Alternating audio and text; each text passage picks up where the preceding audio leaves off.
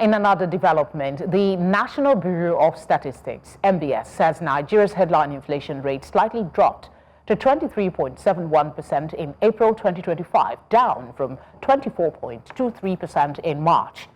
NBS announced the increase in its Consumer Price Index, CPI, on Thursday. According to the Bureau, the movement for April 2025 headline inflation rate showed a decrease of 0.52% compared to the March 2025 headline inflation rate.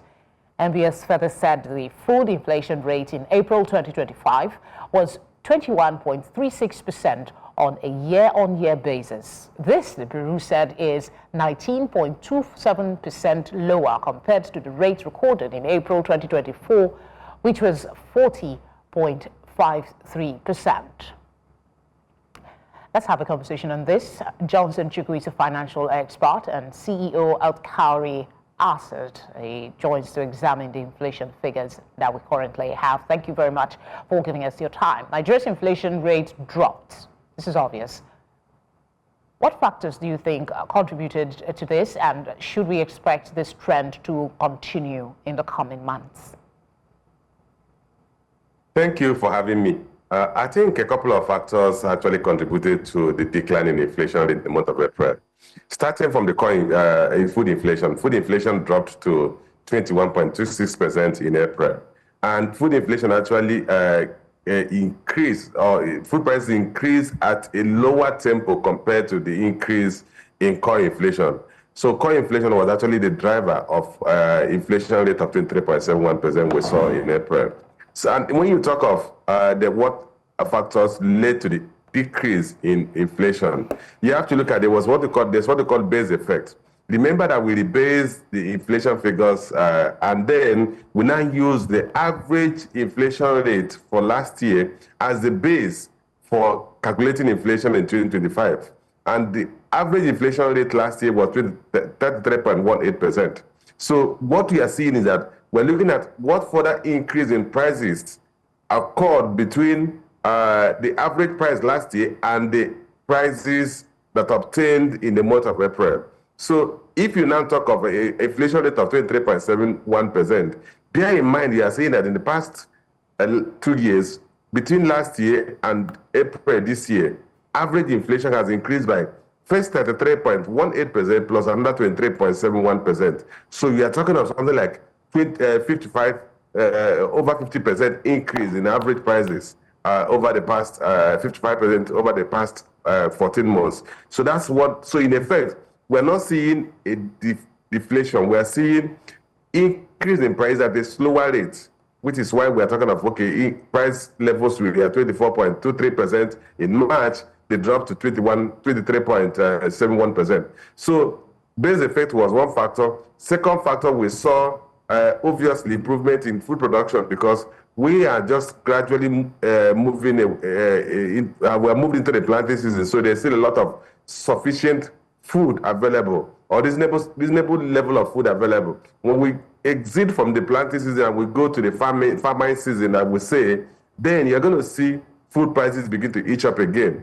And that factor that was very apparent in the month of April is that we saw exchange rate fluctuation lead to an uptick in core inflation, with the core inflation actually overtaking food inflation, which was the reverse of what we have had in the previous months.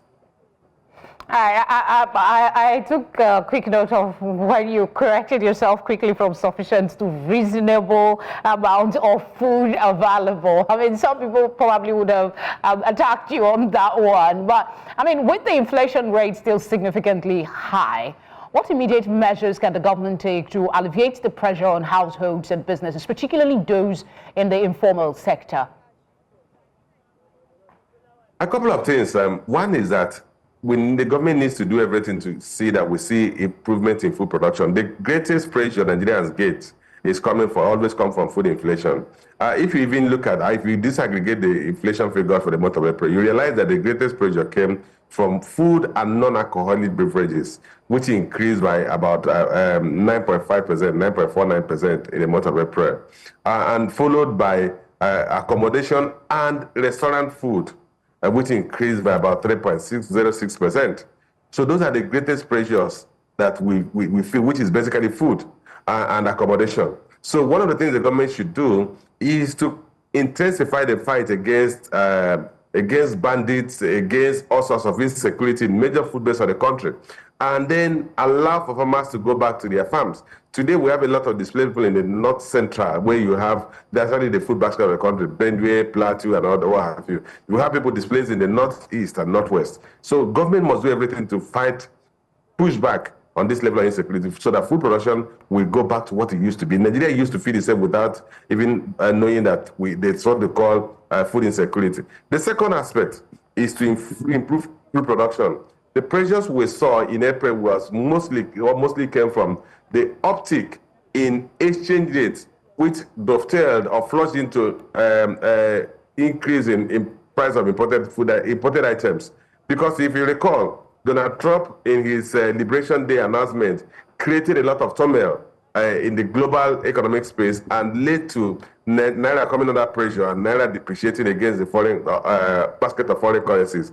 That flushed into core inflation figures. So we must improve on crude oil production to achieve some level of stability in our foreign reserve and reduce the fluctuation we see in our exchange rate. Those are the two core things that the government has to do to lead to a consistent decline in food, in core inflation, in all item inflation, that is in CPI, Consumer Price Index. It seems most of our conversation when we talk about inflation, in fact, almost everything in this country hinges on what we do with security. If you could paint us a picture, please. If there is a progressive increase in improvement in our security across the country, how much of an improvement, sounds like a repetition, but how much of an improvement we will see in the inflation rate as we have it that would translate to the common man? Okay, if you look at the weight of food and non-alcoholic beverages in the basket of our CPI, Consumer Price Index, I think the weight has been dropped from about 52 to about 48%. So in effect, the food alone accounts for the 48% of average Nigerian household household expenditure. So if you see a drastic reduction in food prices, a reasonable reduction in food prices, that means you're going to see the pressure point of about 48% of what you spend on will come down. So that will show you the impact on average household welfare or standard of living. So that's what we have to bear in mind. The other aspects have to do with the pass-through effect of an unstable exchange rate. But if you start from the issue of insecurity and the food production, it accounts for about 48% of an average Nigerian household expenditure. They're followed by education and transport and all those ones. But if you deal with that, you're going to deal with almost 50% of our pressure points. And that will just give you an idea of the impact of government fighting to push back insecurity, to lead to increased food production and achieve what every country should strive to achieve, which is what called food security. If you go to that country, that's the minimum that you expect. People that are even low-income earners don't think about how much they spend on food, because food, government push to ensure that their country citizens can feed well. All right, I was just wondering about the fiscal policies here. The slight drop could be an opportunity for the government to reevaluate its fiscal policies. What measures would you recommend to complement monetary policy in controlling inflation and stimulating economic growth? Okay, basically the fiscal authorities' role is one of the things I mentioned. The other aspect is that it relates to budget deficit. When you have the government spending more than its revenue is generating, it has a way of injecting excess liquidity into the economy. And that excess liquidity will lead to price pressures. They tell you that simple definition of inflation is when too much money is pursuing few goods. So the government must ensure that it keeps a lead on its deficit funding or deficit financing. And where the deficit financing, it is not funded by ways and means. It's not funded by borrowing from the central bank. So that way we will maintain some level of stability in the currency or in circulation, and then take out the pressure that comes from excessive liquidity injection from government or fiscal authorities. That's one aspect that they would do to help the monetary authorities. But largely, managing price level is the role of monetary authorities. And good thing, there will be another meeting of the Monetary Policy Committee in the next couple of days. And among the things they will be discussing, which the core issue is that they will look at what has happened to exchange rate, what is the outlook of our external factors, capital flow, export earnings, and then they look at what is the level of consumer price index, like we are just talking about 23.71%, and they will ask themselves, do we expect the moderation to continue before they take a decision, either to hold rates, tighten, or loosen? So these are factors that will determine how the economy pans out, the macroeconomic outlook, and achieving macroeconomic stability. But the fiscal authority, which your core question is that they must do something to make sure they don't inject excess liquidity into the economy that will counterbalance what the monetary authorities have been doing. Johnson, thank you as always for giving us your time and providing insight.